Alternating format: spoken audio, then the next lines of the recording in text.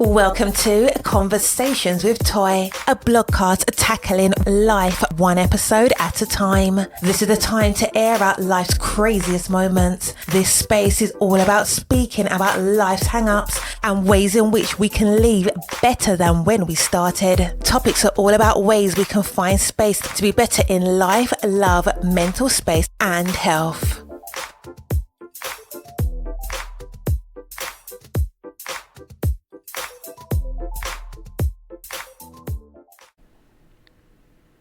Today's episode is brought to you by Amio. Amio is a travel booking platform that makes planning a journey in Europe and North America effortless. Just enter your travel details and Amio will magically give you all the train, bus, flight, and ferry options for your journey. It's never been simpler to book your first real vacation for 2021. Best of all, using Amio saves you time and money, and that's a win-win in our books. Amio wants to help you leave your house this summer by offering 5% off your next booking. Just go ahead to amio.com and use the code LISTENER5 at checkout. This is valid through June 30th for new users and all modes of transportation. It's just the pick-me-up that 2021 needs. Amio, plan, book, and love the journey. Terms and conditions apply. Happy Friday. Oh, what a week. I'm so glad to be back with you. This is season 4. This is episode number 3, and we have been on a phenomenal roll. Today, we do not have a special guest. It's just all me. Don't worry. Our guests are coming back. Have no fear. I want to give a special shout out to Vera Fair, who is our first guest for episode number 1 in season 4, as well as to Noelle Davis, who was last week's guest from Paris Fit Studios. What phenomenal women we had last week and the week before. I mean, we really have been killing it, talking about self-care for the first episode. And then the second episode, we were just talking about motivation and how, sometimes you feel like you have to not necessarily alter your plan, but you got to try to deviate to get back on the track. So if you did not get on to or listen to either one of those episodes, do yourself a huge favor and go ahead and listen to the 2 episodes prior to today's. It has been such a phenomenal joy, to be honest with you, to be able to record with such great guests. I mean, I'm not necessarily looking for just, female guests, male guests. I'm looking for people who have wisdom and something that they need to share for the people. I mean, I would hate to just bring any old thing and any old person to you. So I'm very selective, but our guests have been so bomb and so amazing. And we know this has been a long week. It's always a long week. I always say that. I want to say, if this is your first time, welcome to Conversations with Toy. In this space, we try to be as ourselves as we possibly can. And in that, there are going to be times when some of the topics are going to be triggerish. I will never know what topics will be triggerish for you, but if I feel like one will be, I try to put a little disclaimer. So I try to do that kind of every episode, because I don't know your journey and everyone's journey is so different. But if this is your first time, don't make it your last. Make sure that you not only subscribe to the show, make sure that you share the show and review it. Trust me, reviews go a long way. Subscriptions, they go a long way. Numbers matter, people. Numbers matter. But beyond numbers, it's just always about being in this space, a space where we can have real authentic conversation about some of the topics that some people consider to be taboo, topics that people would try to stray away from. I am the type of person that will hit it right on the head. Why? Because we live in a world where everyone wants to censor, and I understand that completely, but there are some conversations that just kind of have to be had. When you think about when people live their lives, we don't know if people are living with other people, if they're single, if they're by themselves, whatever the case may be. And you have, just like I do, you have thoughts and things that's on your mind. And sometimes I'm just the type of person that just will go ahead and say what you're already thinking. And that's kind of how we just roll with the punches around here. If you don't know who I am, my name is LaToy. I go by Toy. I am a podcaster, obviously, because you're here in this space, but I also am a blogger.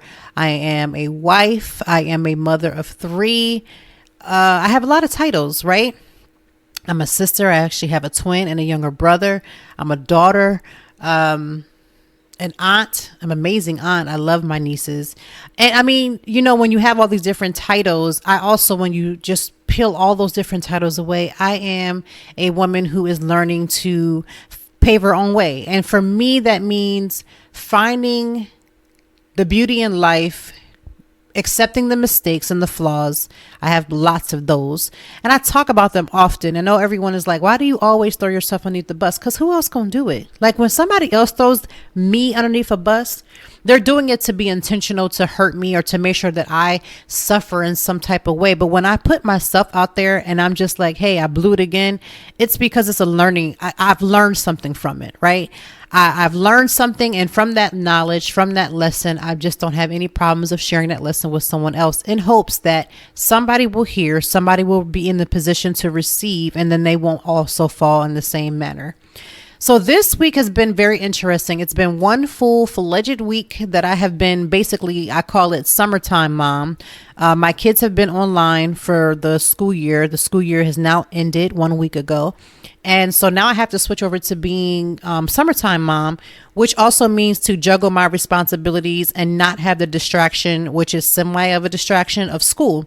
So when the kids were in school, it was easier for me to just try to like plow through assignments. So I actually knew my kids' schedules very well when they had to be online. And so I would set my timer to complete things, and it was working because I was like, listen, I only got this hour. In this hour, I can get this whole blog done, or in this hour, I can do one whole meeting. And now I don't have that. So it's a little bit better now that I don't have that, because I can do a longer stretch of time. My kids are old enough that they are able to be able to play on their own. We can do activities in a shorter amount of time, and then I can go right back into my focus. But it's also a little bit more time consuming because school is no longer a distraction. So I have to step away. I have to pull away. And that's just how that goes. So 1 week out, and I always give the kids at least 1 week of doing whatever it is that they choose to do within reason. Let's not be too crazy. I'm not one of those parents that just letting their kids be buck wild, but within 1 week's time, they get to rest, they get to play, they kind of do their own thing. And you can rest assured by next week, I will have some sort of schedule set down where we will have some structure, because I think kids need structure. At least in my home, they need structure. And if you're home, you are free parenting, God bless your soul. I don't have the thing. My anxiety cannot deal with that type of parenting, and I don't knock it. It's just not for me, right? It's not for my children. I don't think they could deal with that. So that's what I am. I am summertime mom now. I am also summertime mom / blogger / podcaster / businesswoman / all of the things. And so my schedule is becoming a little bit more jam-packed, and it's just a beautiful thing to just watch even sometimes I step out of myself in a way, and I step out of myself and say, man, you really are handling it. You're doing it. You're doing the things that need to be done. You know why? Because I do have, and every woman, every mom, every person will, doubt themselves. Like, am I doing enough? So when those moments are not presenting themselves, I like to go ahead and give myself that compliment. And I think we kind of need to do that a little bit more often, because we all recognize the negative things that we have going on. We recognize the things that are not working. We recognize the things that don't serve us. We recognize the things that just don't mean anything. They don't mean well. They're not really doing much for us. We know those things. So it's very nice when you can just step back and give yourself a compliment the same way you would give another woman a compliment or another person a compliment. You got to do better on making sure you big yourself, because you just should. I wanted to talk about something. So Monique, we talked a little bit last episode about Monique and the whole hair bonnet situation, and to each their own. I have shared my thoughts. You can listen to that in the last episode, but I wanted to come back with another conversation that Monique had that really hasn't really taken off as much. And of course, positivity never does. Anything that's filled with controversy always does. But the things that are filled with positivity and lessons that we really should be applying, it never takes off. Just for instance, like with my blog, I finally got my blog to the point where it literally can manage itself. And I've tested this. So I've had times where I've actually did not blog for one whole week. Anyone that's a blogger knows that you really should be blogging about 3 to 4 days a week, to keep your content up, but also to keep your voice, like, to get on Google, to get the stats that you need and those different things. However, I have tested out the theory that if I don't blog for quite some time, because I have so much content on my blog will basically sustain itself for a while. Not forever, but at least for a while. So that helps me in times when tragedy in my family or something happens, or when I need to take care of responsibility, or I need to be away, and it works. So Monique had the conversation a couple of days ago, and she was talking about, how does your family view you? And I thought that was very interesting. I was talking to one of my best friends about it. We had a really authentic conversation. It was just really amazing. And we were sharing with one another that basically we agreed with what Monique said, because if your family, and I'm talking about the ones who live in your house, let me just keep this all the way 100. Those who do not live in your house are your family, 100%. But those who don't live in your house don't get to see your everyday. They only know you from the point of where they have had interaction with you. For instance, I have cousins, I have aunts, grandparents, and those case may be. If I have a rough relationship with them, it's because of whatever I had rubbed them the wrong way, or they rubbed me the wrong way. So we may stay stagnant at a certain point and can't grow because we don't have interaction with one another every single day. But the people who live in your home, the people who have the closest relationship to you, and they see you at your most rawest form, they have an opinion about you that may not fit the opinion that you would want them to be. If you are a parent and you are parenting your children, now we know kids can go a little crazy. They, if you tell them no about something, they think that you're the worst mom since sliced bread, right? They just think that you're just the most awfulest thing. But consistently, how do they feel about you as a parent? Do they feel that when they're talking to you, when they're interacting with you, when they're around you, do they feel that you bring off love and kindness and understanding? And that was simply her question. When you're around your family, the people who know you the most, what do they believe that you are? Do they believe that you come from a place of love, understanding, and of a good place, like a good heart, when they're interacting with you? And I had to take a step back. So I have been doing the last few weeks, not even a few weeks, to be honest with you, the last few years, I have been trying to take a step back. A lot of that I'm going to attribute to being in therapy. Now, I have taken a break from therapy because I don't believe that I have to stay in therapy for every single day, every week, every month. That's not my take. But what I will say is that when I have been, or when I am as consistent in therapy, one of the first things that I talk about is my parenting. Am I giving my children enough understanding? Am I being patient enough? Listen, all parents know they're not being patient enough. Every last one of us. If you are a parent and you are listening, you know for sure you're not being patient enough. There's just not enough patience. But daily, when you wake up, my heart is always to ask God to equip me to be as tender, as understanding, and as much as I can give to them that I possibly can. And sometimes I find that I'm reaching them, and there are times when we have these rough patches when I feel like I'm not. But when I think about, am I understanding enough? Am I loving towards them? And am I kind? That intrigued me. That made me think. I had a situation with my kids this week where we were at a park. My son was just running around doing the most like boys do, kept falling off the swing. And I'm like, are you hurt?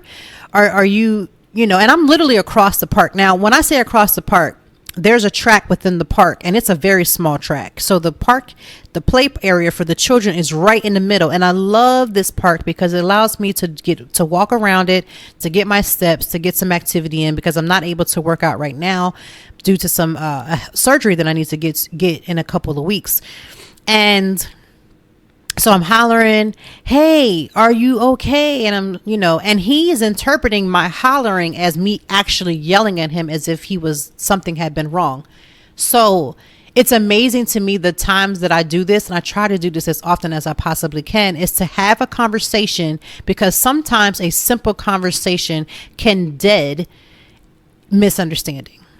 So when I explained to him that the only reason why I elevated my voice was because I was literally physically a little ways from him, but close enough, then he understood that I wasn't yelling at him. And what happened was I had to have a conversation with him to say, hey, why don't you calm down? Because you're not able to hear me, and I'm not going to be able to hear you if you're wound up. And I've been trying my best to do that with them because, I was listening to another podcast, and this is like a year ago that I heard this, and it kind of changed the way that I talk to my kids for real, is that when I go to yell, or when my husband goes to yell, when we go to yell at our children, the message is like completely lost in translation. Even if I'm 2,000% correct in what I'm saying, the way by which I deliver it matters, because you can shut a person off from being able to hear you because they can't hear past the yelling. They can't hear past what's going on. So they're not able to receive the message. So trying this new technique, and let me just keep it real. It's not necessarily a real technique. It's legit just taking 5 extra minutes to make sure that understanding is being presented. And so I've been doing that. This happened this week where I said, listen, I want you to understand the reason why I elevated my voice. And so I said to him, I know that you're frustrated, but I need you to communicate in an effective way. And what I'm hearing and what you're hearing is 2 different things. So why don't we take a deep breath, take a time out, and figure out how we can communicate so that we can hear each other. As intelligent as he is, he was able to take his time. He was able to calm down. And even when he started talking the second time, he really wasn't as calm as he probably should have been. So I said to him, how about I'm recognizing that you're not as calm as you need to be, and we're not going anywhere to where we can't take this time out to talk. So how about you just take a couple extra more minutes, and why don't you calm down?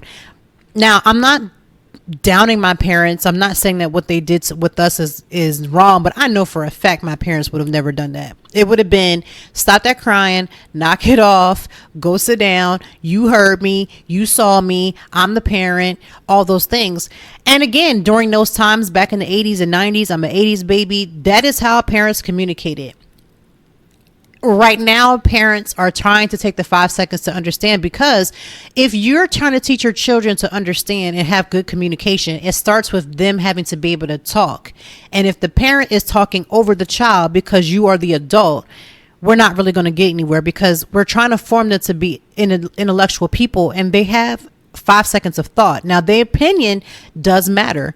I know I grew up in a time where their opinions didn't matter, and their opinion matters not in the form of that they're telling you what to do, but the fact that you're listening to them and understanding and hearing them, especially as they get older. It's important. So that was the biggest lesson that I was listening to Monique, and I could understand what she was saying was like, basically, what are you doing in your family? And if your family see you the way you think that they're seeing you. And so I'm hoping that I can always continue to change, evolve, and find a way to communicate. That's with my husband. We've had him on this show before, and we've talked about some of the things that we have gone through, the good and the bad. And I'm going to have him back on this season as well, just to kind of talk some more. But just having that conversation of like, what does he truly believe, or what does he think of me? Now, all men are good at covering. They're not going to come out and be like, my wife is the worst thing since sliced bread. But in our relationship, we've had hard-hitting questions and conversations and answers to things that most couples may not be able to do. Now, we've been married for almost 9 years. We've been together for over 20. We're really each other's friends. So it's easier for us to have some really hard-hitting questions, to where someone who may have been married for 1 year, maybe together for 2 to 3, don't have that leverage of being able to be as clear with each other. But having communication that's clear is important. So ask yourself, how does your closest family or friends truly view you? Do they see you as someone who is understanding, someone who is showing love? And again, it's hard to show love when the patience and that line of patience is truly thin. I am not sitting here saying like I'm the Dr. Phil mom or the Ayana mom in this house. I can't say that. But what I am saying is that I am putting out the effort to have that understanding, to have that conversation, because I want my kids to be able to come to me. And you have to foster some form of relationship that's able to come to you. If you blow up about every little thing, your children are not going to feel safe. And I have gone to like I said, I've done the work to make sure, and I continuously do the work to be sure that whatever is going on, that I am attempting to make a environment that is conducive to that. And it doesn't start when they become, when they become a teenager, then all of a sudden you're going to open this understanding. If you're not establishing that line when they're little, you're not going to have it when they get older. And that's for parents and for anybody. To be honest with you, you don't have to be a mom to be able to execute love, patience, and understanding with the people that you live with. You don't have to be a parent to show that to your roommate. You don't have to be a parent to show that to your boyfriend, your girlfriend that you're trying to date and trying to get to know. You still have to find a way to understand. And, miscommunication always happens when one or two parties are not communicating effectively. And that's something you got to ask, like, did you hear what I said? And, the whole repeating something back to someone and not doing it just because you want to be smart or being petty. The ability to understand someone. And when you understand them, it doesn't mean that you agree, but you can understand where they're coming from and understand their point of view. That takes 5 seconds of extra listening, listening for real, leaning into the person and actually having a place that you actually even want to listen. I'm not going to lie. When I'm mad at my husband the most, as an example, when I'm mad at him the most, it's hard for me to hear what he is saying. And this is the reason why, just like with my son, there are moments in relationships that you have to calm down. Just like if you're at your boss and you're working, there are moments when you have to take a deep breath and you have to calm down, because nobody is able to hear one side over the other. So give that some thought about what Monique said. If you want to hear more reference to what she was saying, you can go on her Instagram. You can find her. She talks very vividly, but she was just asking, like, how do they actually see you? And I've been putting some thought to that, and I'm going to continue to just put a little bit thought on that and make sure that I am ready and prepared to be clear and that I'm giving them what they need in that aspect. So a few weeks ago, and I believe this might have been in season 3, and I think it was probably one of the last episodes that I did. So Mother's Day, I always have like maybe an hour or two to kind of like do my own thing. Kids, they want you to spend Mother's Day, them, you doing things with them giving you, they're feeling like they're really loving on you. But for 1 hour to 2 hours on Mother's Day is usually mine to kind of just like veg out and do what I want to do. And for the first time, I actually had time to do some idle TV watching. And I was talking about the show where the couple, I should say, had a bunch of kids, and I want to say it was like 14 kids, and 14 children. And she was pregnant then, and apparently she's pregnant again. So I don't know if this is 15, 16 or just number 15. I can't keep up. But the show is called Doubling Down with the Direcos. I'm not sure if I got their name correct, but what I will say, for me, I am not into the spirit of having 20,000 million children, but I say God bless to those who do, because I also feel like it's a woman's choice and a family's choice to decide what's best for them. And even though it may look off and crazy and weird to me, it is not my decision. It's not my body. I'm not the one carrying them. But I will say is that during the time that I was watching the show, she was having complications. This was the mother of the show, and her name is Karen Dorico, and her husband Dion, and she was already having complications then. So to hear that she's pregnant again, I just, again, I always stand up for women's rights, for them to choose what is best for them. And for me, looking from the outside, of course, I'm going to have every opinion possible, because it's not my life, it's not my story, and it's definitely not my body. So I'm trying to phrase this in a way that doesn't come off as I'm being ignorant, rude, or inconsiderate to her, what her and her family and her husband, because I do believe as married couples, you should make that decision and choices about what you choose to do. But coming from a church, and I always hate to say this, but grew up in a church where a lot of the women had these multiple babies, and they were told to be fruitful and multiply. And it was really this whole, this is what God wants for us, and no, birth control is off limits, and not having kids is not in the books. And I knew one of the husbands, unfortunately, in the church that had to be subdued, had to be subdued out of the room so his wife could get her tubes tied because she was over it. And I'm not saying that that's their situation at all. I just say that I would caution people to do what is truly best and not do, things just because. I know they both said that they wanted to have a beautiful and large family. And from my outlook from it, they do have a beautiful, large family. And again, if it works for them, then kudos to them. For me, I just think that we have to be mindful that, the things that, our my great grandmother had 12 children, and our bodies are not made the same. We don't have the same level of hormones that are in our food and just the different things that are in the atmosphere. And so our bodies don't make it the way that they used to make it back in the day. My great grandmother passed, she was like 92, 93, but like either between 91 and 93 before she passed. People are not living as long as they did back then. I'm not saying that all people, but I'm just saying our bodies and the health and the things that we have in the atmosphere. So I just would caution and say, I hope that they are in the best of health, that all of their beautiful children are healthy. I know that they did lose one child, and I just pray that, whatever decision that they made. But I wanted to just come back and give an update because I couldn't figure out the name of the show, and that is The Show. And again, I know plenty of women who have, again, grew up in my church. When I was a kid, these women were just having these kids, and having these kids was like back to back, like one kid, and then 6 months later, another kid. And it was just like I won't say a train wreck, but when I was younger, I used to think that, I was an extremely opinionated 16, 17, 18-year-old young lady. Again, I had no concept of life, but I will say now that I am a parent, having children is extremely expensive.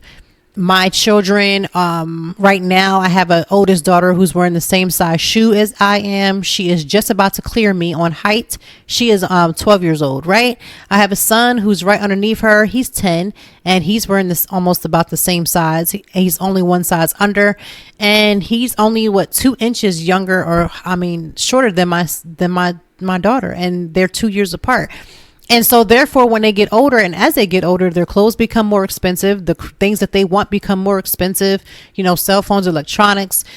And even if you said, okay, you didn't give your kids all those things, school, if you want your kids to go to a halfway decent school, now you're talking about money for education, food, my grocery bill. If at this point, my grocery bill is getting up there. So, when you think about the things that it takes to raise a family, yes, I know that God will provide. And yes, I know that it is going to be okay. And you're going to make the best decision that you can make, but you just have to be wise. Like when I think about giving all 3 of my kids a life that they all that they desire and that they should really have. When kids are brought into families, it's not their choice, it's the parents' choice. So you are bringing a child into a family, and if they come and they're in a situation where you got 7 or 8 of them in a room, I know that people, I used to make pallets with my cousins and have big old sleepovers, but those are temporary situations, right? Pallets in temporary situations. That's not necessarily comfortably how a child should necessarily have to live. And so like I said, I just want us to be wise. We have to use the wisdom that makes sense. I know for me personally, my personal decision was never to have that many children. And, but again, everybody is not me and I am not them. So again, just wanted to bring that up because I knew I was going to bring it up because again, they had pregnant with another child and I just wish them well. But let's all make decisions according to what makes sense. And not only what just makes sense, that it's something that we truly desire. Because I would never want to live in a situation where I felt regretful for any reason. I'm not suggesting that she does, that he does, that they do. I'm just saying be careful for what you're doing and make the best decision for yourself. But let's get into some talk about some of the things that we're seeing on the internet. I know we started off with the Monique conversation because it's very imperative that we really do check our interpersonal relationships with the people that are around us. Sometimes we can live in this little fantasy world. We really are thinking that we're like doing it. We're doing great things. And we may not necessarily be great things. And sometimes you have to humble yourself and say, hey, I'm not getting it right. Like, I'm not saying it right. I'm not getting it right.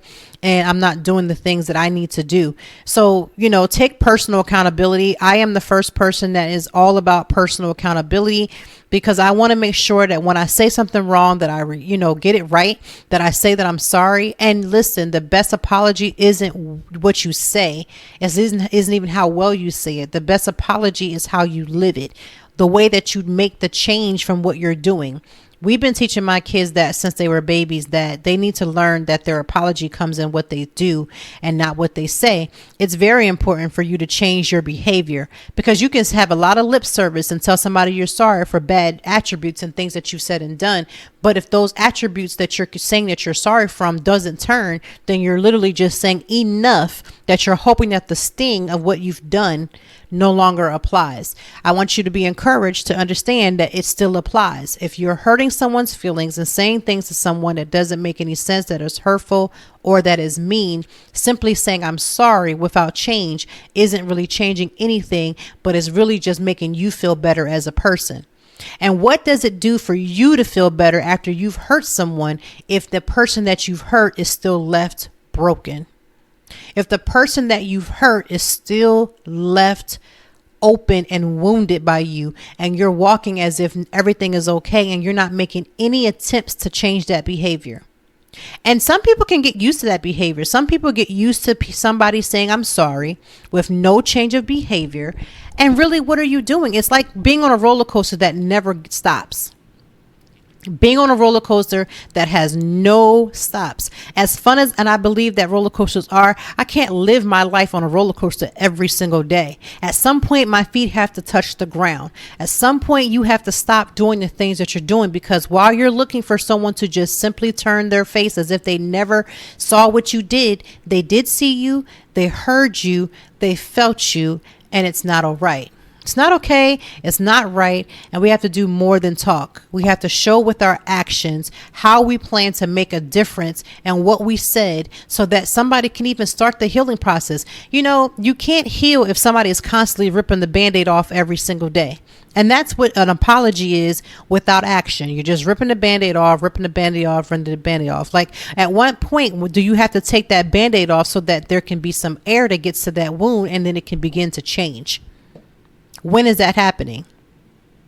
So I've been really just being really aware of the things that I've said, the things that I've done, the things that I'm doing, to make a way to change and turn. Like, you have to turn from that behavior and just do better than what you're doing. So a couple of weeks ago, this is one of the stories that have been popping all over the internet. So a couple of weeks ago, Alexis Sky, and she's, I don't know if you want to call her an influencer, a socialite. I really don't know. A reality TV star, I would definitely say. Akbar V got into a big tussle argument over the internet, and Akbar V made very uncomfortable and disgusting comments about Alexis Sky's daughter. Now, it's been a long time since I've actually watched this particular I don't know what Love and Hip Hop or whatever show they're on. I haven't watched the show in such a long time. But again, because certain things keep coming up. I honestly believe, and this is just something that I personally believe and have had to deal with, I have got into huge disagreements with people. But I'm going to tell you one thing that's off limits is my mama and my children, right? So even if my mom and I were in a situation where we were at odds, right? Even if that ever had come up and we were at odds, we were not talking, we were out of sorts, I just didn't have nothing to do with her, she had nothing to do with me. I'm going to tell you one thing. You don't talk about nobody's mama, and you definitely don't talk about nobody's child. And unfortunately, these two women have gone back and forth on the internet. I had to look up, like, how long has this drama been going on? Team too much, team too long. And she said something about the daughter, called the daughter basically, saying that the child was illiterate, retarded or something. Just like, it was just really an ignorant, nasty comment. And so my thing is this, I'm all for conflict, right? I can't stop conflict in the world.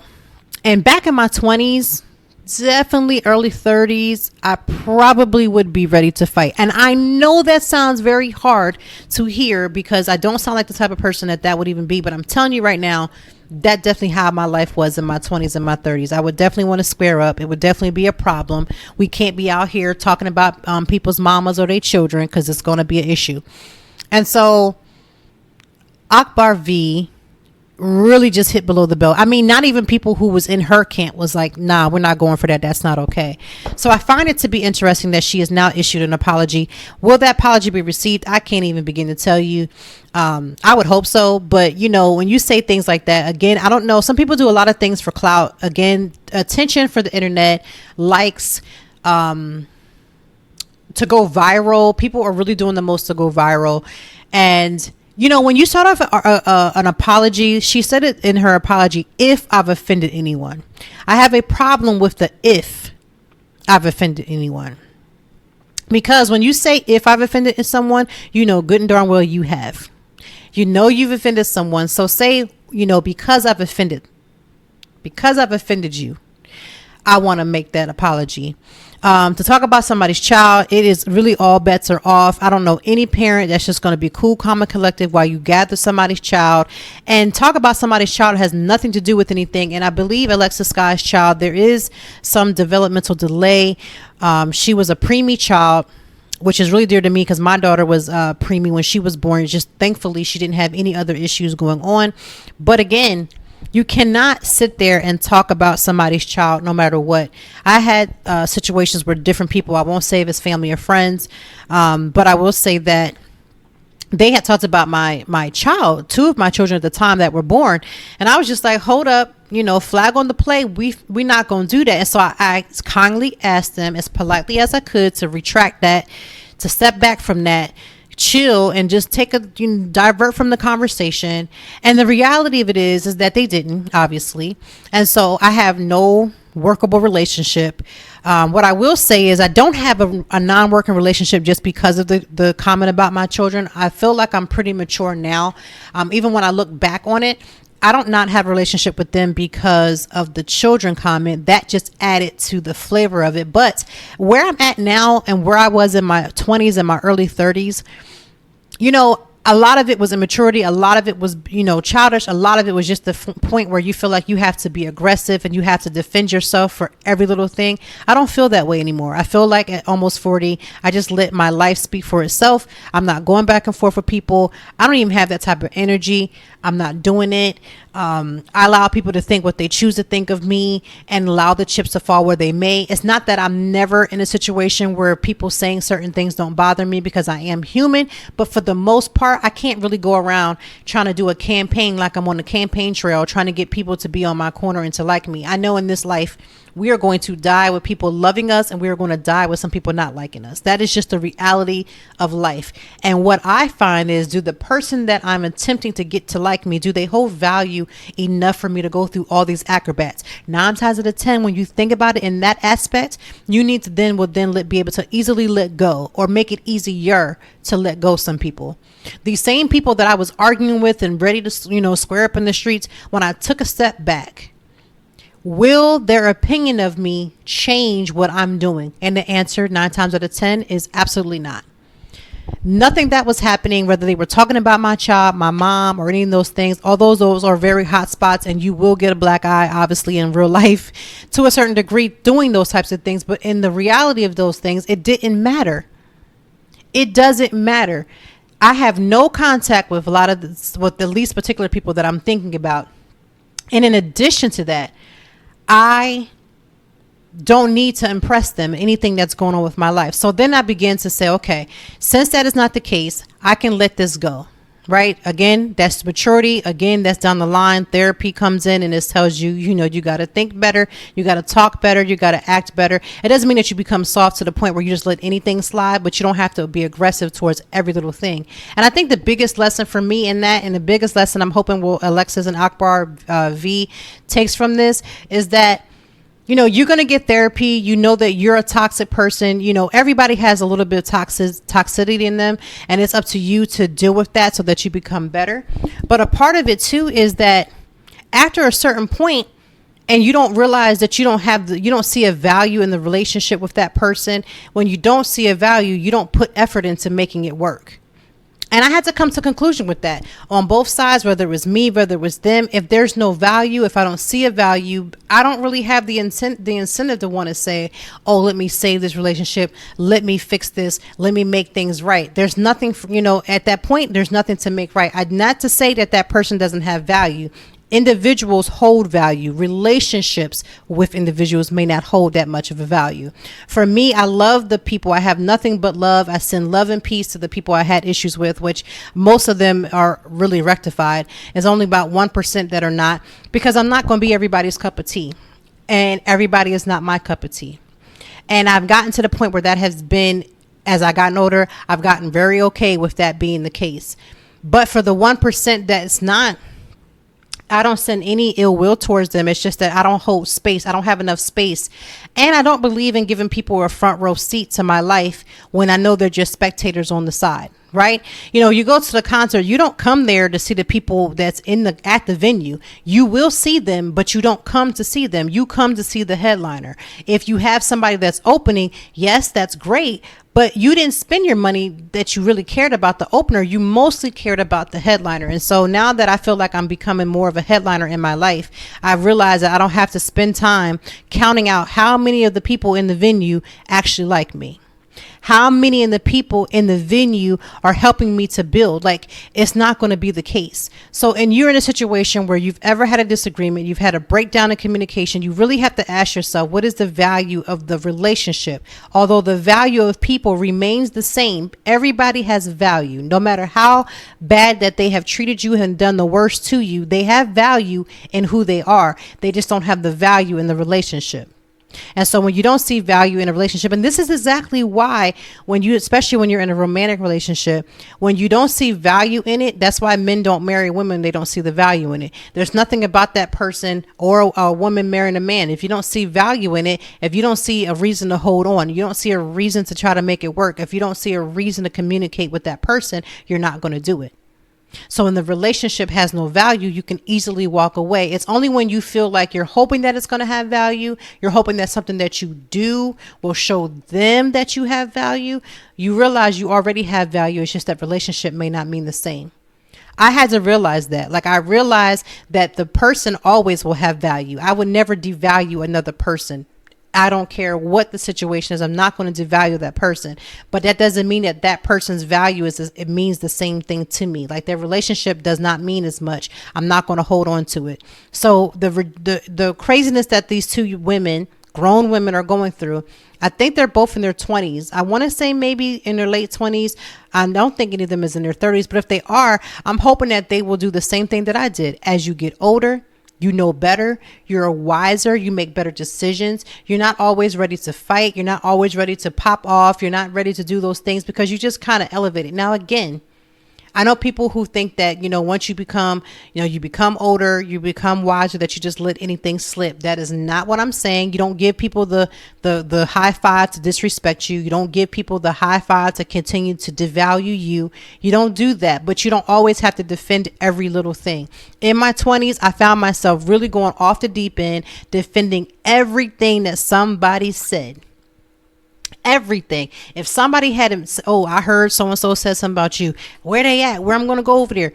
I can't do that in my 40s. I have a family, right? If I spent as much time defending everything that somebody said to me about me in my 20s and 30s, I would never have the time to raise my family. I would never be able to put the energy in making sure that my responses is right to my children. I would never have the energy to make sure that my relationship with my husband is solid. I would never have the energy to try to grow a business, because let me tell you something, with the blog and this podcast and the other things that I'm working on right now, I'm about to start doing some classes. And listen, I got my hands in a lot of things right now. I would not have the energy to put that energy back into me and to the people that I want to help. I can't do any of that. None of that, by trying to deflect and try to find a way to fight everything that was ever said and done. Some of those things that were said, guess what? Let's be real. You want to take this 5 seconds, close your eyes and take that 5 seconds, and let's be real. You were problematic. I said it one more. Let me say it one more time. If you take a step back and close your eyes and go back to the times when people were saying certain things about you, some of that stuff you just gonna have to own. Because some of that, no matter how much you don't want that person to be the vessel that said it, doesn't change the message. Some of us, like I can admit, there were some things that were said about me that were 100% spot on. As much as I can rah-rah about it then, and as much as I could deflect from it then, therapy was like, no, that was they was right. You might not have liked that they were the ones that had to be the vessel to say it, but it doesn't change that the message that they were correct. So sometimes you got to do like I did and own your dirt. You got to own the responsibility that you have made mistakes. I feel like if it wasn't for therapy and prayer, therapy and prayer can go together. I know I got some PKs that's listen to this that only believe in prayer and faith. I want you to take prayer, faith, and some therapy. You need somebody here on earth that can check you, that can tell you that you're wrong, that can tell you to go back and fix it, that can actually tell you to go back and apologize, because that's a humbling experience to have to go back and apologize for something that you said and did. But if you don't have somebody here on this earth that can check you, it don't have to be anybody that you know, doesn't have to be anybody that's related to you, that knows your business, that knows your situation, but you got to have somebody on this earth that you can speak and say, I am really struggling. This is what's happening. And then be receptive to saying, yes, that person was wrong, but this is where you were wrong too. Therapy is not the place where you go and you talk about all the things that were done to you, and you don't also got to deal with the things that you have done to others or done to yourself. There are so many times where I've learned in therapy that I've disrespected myself by allowing certain behaviors to continue from other people. And the only thing I was focused on is what they said instead of realizing the patterns of what they were doing. I completely missed their actions by only being compelled to be focused on the word choices that they were saying. And I'm letting whole actions slip. Like my therapist was like, did you catch that? And I was just like, no. She said, let me show you. Or he said, let me show you. You're so focused on what they're saying that you completely miss what they did. The disrespect sometimes don't even be what somebody is actually saying. Sometimes the disrespect is in the actions that person is taking. And then I had to learn that in that, I was the one that was actually allowing it to continue to happen, but blaming them for it happening. If I'm around somebody whose energy is messed up, and I'm mad about their energy, but I haven't removed myself from that energy, which is a lesson that is becoming harder and harder sometimes for me to comprehend and to put into action. There are people in my life, not very much, but just a few straggling situations by which I need to cut myself off from them. I need to just deviate from the plan and leave them right where they're sitting and just go from there and just count my losses and just keep it moving and just believe that whatever I feel like I'm going to lose, it will be replaced in a different form. One of the biggest challenges, if you've listened to the episode where I was talking about, this was in season 1, where I was struggling with moving to Philadelphia and struggling with this whole new life and, getting acclimated to a new place, a new space that I wasn't used to. One of the biggest struggles is that things had to be packaged the way that I wanted to. I was talking about this village that I didn't have because I expected my village to be in grandparents and aunts, cousins, best friends, and things of that sort. But then I moved away. And even after moving here, I didn't have as much of the same types of quote unquote village. The package didn't look right. So because the package didn't look right, I had no incentive to continue to make things work. So I was more problematic in the situation because all I was stuck on is it had to be this certain way. My village had to be consistent of my parents, my fiance at the time's parents, my now husband's mom. It had to look like my friends coming together and just coming in and swooping in and saving the day because that was what I was used to. The packaging is going to look different. When I think about my kids and just like the different people that have come into their life, they have voids that are present. Every now and again, it'll come up and pop up. But then it's like, wait, but they've gained. Look what they've gained in that place. Not that that will fix it, but it's just something that is always there. They will always be covered. And so you can't get upset when you're allowing certain things to happen because you're so focused on the word choices that you're completely missing the action. For instance, if you have someone that's telling you that they love you and they're going to marry you, I'm going to marry you. And you seen that TikTok, I'm on TikTok if you don't know, under Toy Time Blog. But on TikTok, they have this one TikTok that says, what about tomorrow, tomorrow, tomorrow? And some of us is listening to that tomorrow, tomorrow, tomorrow. And that person's actions is saying, I'm never going to do this. I'm never going to stand up to you and give you what you need. I'm never going to give you what you want. I'm never going to make you feel secure. I'm never going to marry you. I'm never going to give you these things because I don't think that you're deserving. And you're saying, but tomorrow, tomorrow, tomorrow. The reality of it is you're paying more close attention to the person's word instead of their actions. If someone tells me they're going to do something, I say, oh, that's so nice. But when I think about the action, when the action doesn't line up to the words, I've been writing it down. Right? Because I don't know if it's, I want to say it's the age because, I feel like I'm at 40 now. So I can start saying, I'm old. I'm my age. I'm getting older. But the reality of it is, it's been like this for a while. I feel like I have like a dory. Like I won't remember something. And it's like I'll blank out in 5 seconds. So I've been writing everything down. And in writing everything down, I can go back and reflect. Did that person's word add up to what they said? If you tell me you're going to do something by X amount of day and you don't do it, things happen, right? Life happens, right? I get that. That's not what I'm talking about. I'm talking about when someone says continuously that they're going to do, but they never show up. I used to have this family that we were really close with, and they would always say, oh, I'm going to, let's say for something as an example, I'm going to come to your children's party. She, he, them, they would get so upset when I wouldn't come to, I would come to theirs, or I would have something I really couldn't come, and they would blow a gasket about me not being there. I mean, it was like larger than life. And I'm never the type of person that says I'm coming to something then I don't show. But they would just get upset. Like, how you dare not be involved? How could you not? And guess what?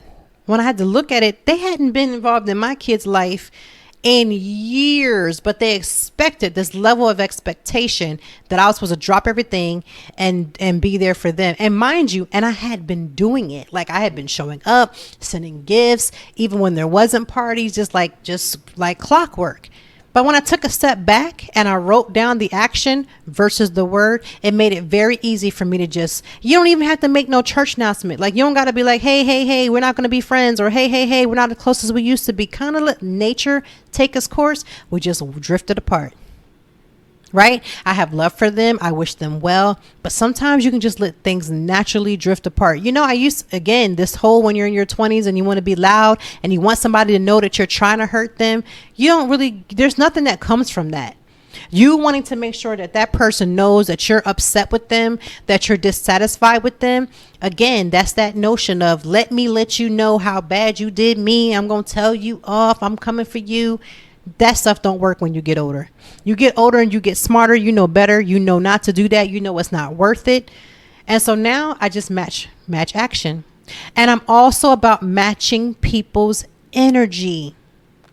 I have been around some beautiful, beautiful people because I allow myself to be in these types of situations where I'm around beautiful people with beautiful spirits. And so when you recognize that somebody is saying one thing, but their spirit, you get around them and you start feeling ill, something goes wrong, you're feeling like something ain't adding up, trust your instinct. Trust your instinct. It's literally trying to warn you, and it's almost like a sign of protection so that you don't get too close, too deep, too soon. But we ignore that, right? Because they have said everything we want to hear, but we're not hearing the action.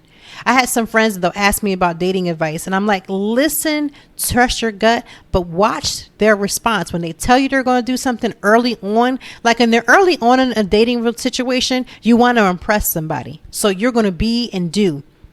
If you find yourself in a dating situation and it's very early in the game and they're already coming out the woodworks with stuff, trust that they're going to do that at the end. Right? They're going to get worse and showing you that they're not fully interested. They're not fully invested.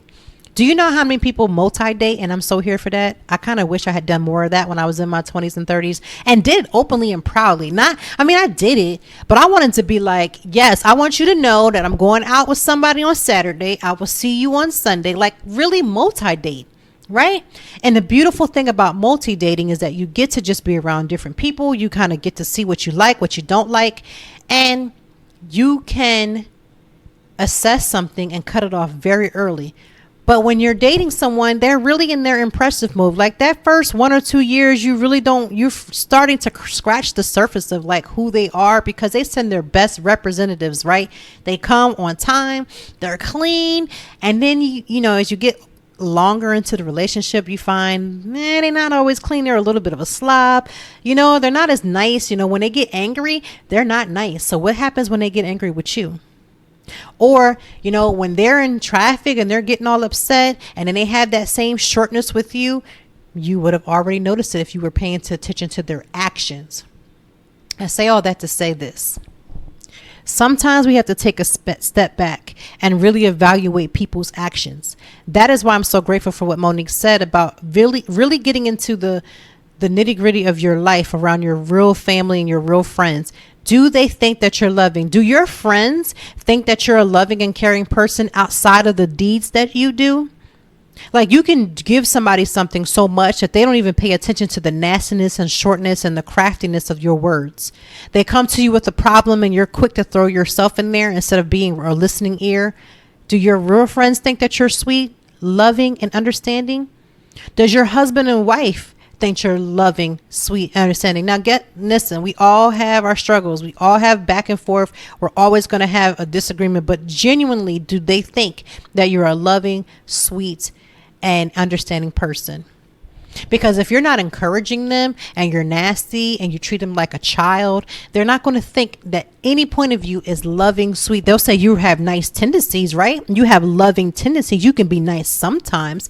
But if your mate, the person by which you're sharing your life with, doesn't think that you're understanding, doesn't think that you're loving, doesn't think that you're caring, you better go back and change that. It's accountability. If my children can go and tell one of their friends, not because they're mad, I'm talking about even on their good days, if they don't think that I'm loving, caring, and understanding, then I got to mother right. I got to go back and remother, right? I got to go back and apologize. I got to go back and show them with my actions, not just my words. If the people on your job think you're the rudest person, you're the most ignorant, you don't have no type of niceness in your mouth. And trust me, there are some people who work at these jobs every single day and they have these testimonies where you can just be like, no, they ain't never nice. Don't talk to them. They're not cool. They're always rude. They're never nice. They never smile. They have a bad attitude. This is what people are really thinking of you. And as much as we want to say that what people think doesn't matter, you better rethink that. It doesn't matter when people are saying things that, they're not around you and they're only holding on to a part of you from the past. That's one thing. But when people are consistently saying the same thing, everybody ain't telling the same lie. My mother taught me that you can say what you want, but not everybody is saying the same lie. They may have bits and parts of that lie, but if everybody is saying the same thing about you, you better go ahead and figure out that there's some truth to that. When I was in therapy, one of the first gut punches that I had to receive is, as much as I wanted to come to the table with what everybody did, everybody made me mad, nobody was there, everybody shut me out, I wasn't this and I wasn't that. The gut punch was, and where were you? What did you do? What did you say? Did you own it? Did you say sorry? Did you fix it? That's the first gut punch of therapy. And newsflash for people who have never done therapy, therapy is not laying on somebody's couch, telling them your life story, and they pat you out on your back and they send you on your way with a lollipop. There have been times I have left therapy angry and I said I wasn't going back, but I took my behind back. There was times when I left sad, depressed, and had to go to sleep for an hour just because I was so worked up because of the things that I had to get gut punch about, the things that I was not doing, about the person that I was becoming and the things that was being brought out. Therapy is a two-way street. This is exactly why some people quit therapy, because once you get punched in the stomach, it's like, do I go back and keep getting punched? Yes. If you want to get back and get right, you will. It hurts like hell. Because you want everybody to be wrong, but sometimes you're the problem. I have to admit, I was some very toxic 20-year-old, right? I was very toxic in my early 30s, very cutthroat, very ignorant, ready to fight, ready, all these different things, but I had to take accountability. So when I heard Monique say, do your family think that, listen, I'm at a point where I can receive that. If you're 20 something years old and you're not ready to receive that, just wait. I promise you, if you live a little longer, you will be ready to receive that. But I pray that you get to therapy or whatever you need so that you can get there quicker. If you're in your 50s and 60s and you're not ready to receive that lesson, that if you went back in time and you had an authentic conversation with the closest people in your life and they were like, nah, you weren't cool. Nah, you weren't nice. You weren't understanding. You were problematic. You were cutthroat. You never listened to me. You never cared. Those things matter. You cannot hide under the it doesn't matter. I'm going to be who I'm going to be. And those who rock with me, and those who don't. That sounds like somebody who's not willing to take that gut punch to become better. Because when you take the accountability and you really stand on your actual truth both ways, I promise you'll get better. I couldn't even imagine being in this place right now on a podcast telling the world that I was willing to take accountability for being toxic. Right? I couldn't even imagine saying something like that because my stance was what they said. But now I have to look at what did I do? What did I say? What did they do? Accountability isn't a walk in a park all the time. Accountability hurts. Accountability sucks. But accountability is necessary. So who does your family think you are? Are you nice? Are you understanding? Are you loving? I ask that, and I'm going to continue to ask myself that every single day with my family, with my friends. Since we've been in pandemic, you've had almost a whole year and a half, almost 2 years to get it right. Right? At that time, there should have been some soul searching because you weren't able to be around people. So you really had to do a lot of soul searching. At least that's how I took it. Along with my therapy. I think me and my therapist met a lot more during pandemic than we've had any other time. But it was necessary, right? A lot of things going on, stress, children, families, work, businesses, all kinds of things, relationships, not being able to see people. That mattered to me. And you got to take accountability. If you get nothing else from this whole thing, you got to take accountability for what you're doing. If you ask yourself that every single day, and you know what? This is the reason why I humble myself and ask my children to forgive me when I don't get it right. Because I don't feel like it's above me. It's above me now to say I'm sorry, but then also accompany that sorry with some change. It's not above me when my kids are concerned. Because I want them to not only see how it's done to humble yourself and ask for forgiveness and change, but I want them to know that what they were thinking and how they felt at that moment when I said something off was valid. The worst thing you can do is make a child feel like they were invalid for how they felt, because that's what they carry. They don't care about all the stuff you've given them. They carry that part. There's some grown people walking around as children from the hurt and pain that they received from the adults in their life because nobody thought that what they were saying and what they were going through at that moment was valid enough to come back and apologize and to make it right. So I just want to end this by saying, does your family and your closest friends think that you're understanding, that you're loving, and that you're caring? And if you don't know the answer to that, or you can't say 100% that that is the case, I want you to take a step back and do some accountability. I want you to do accountability by not just saying, well, yeah, I knew I was wrong, but then what are you going to do with that? Are you going to be wrong and change? Are you going to be wrong and do better? Are you going to be wrong and stand in that truth and then go back and humble yourself and apologize for your part and then do better with that information? Today's episode is about accountability. Who do the people closest to you think that you truly are? I'm not talking about the mistakes that you've made. You've all made mistakes. I've made mistakes. There's mistakes that I'll openly talk about and some that are so painful that I may never talk about. But beyond those things, who do they truly believe that you are? Think about that. We will see you next week. Next Friday, as always, come prepared for your favorite drink. If you're on the treadmill or working out, I want you to be able to make sure that you put all that energy into your workout. Listen, I love listening to podcasts while I'm working out. It just gives me all of the energy. So I hope that it's doing the same for you, because listen, you're trying to get your best life together and get your body right or get your health together. I am so here for it.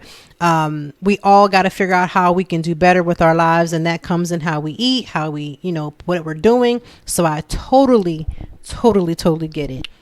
I did not start off the podcast with the national holiday. Tomorrow is Juneteenth.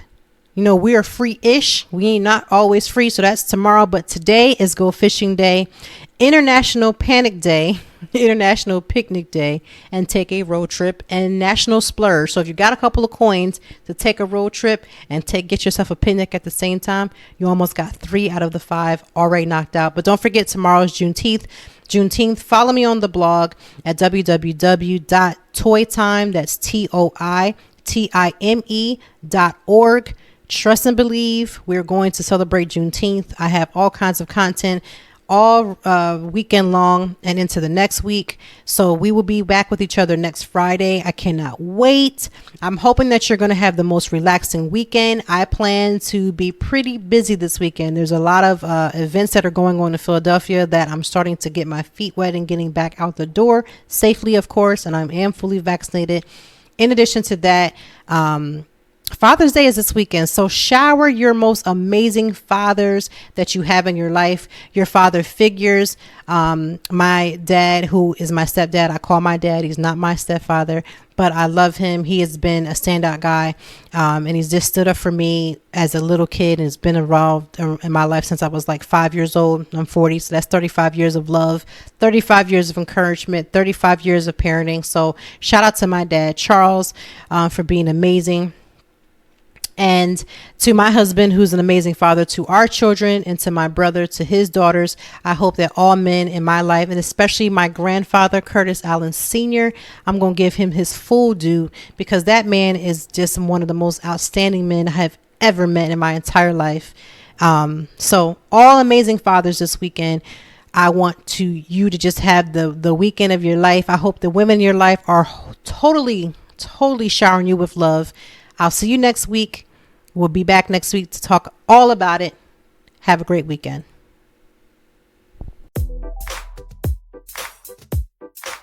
Thank you as always for joining me. And I know that even in the deepest or joyful conversations, that there's something we can learn and apply. Until next time, I hope that you are doing better. If not, we will be back to talk some more and handle it. Peace to you and yours. Stay grounded.